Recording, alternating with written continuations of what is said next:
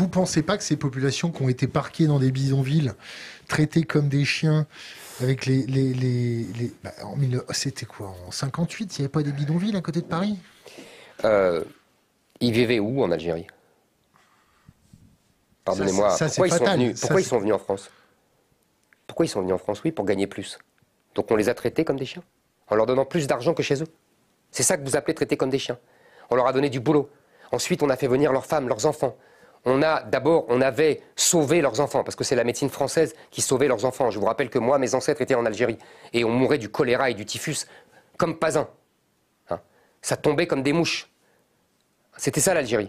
C'était un cloaque. C'était des marais incessants, et la France a assaini tout cela. La médecine française a permis à ces gens qui étaient 2 millions d'habitants en 1830 d'être 10 millions en 1962 et 40 millions aujourd'hui. C'est ça, les appeler comme des chiens.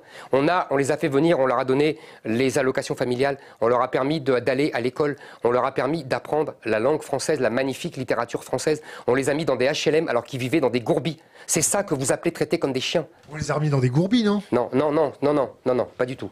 Les HLM ont été transformés par des gourbis par la population elle-même.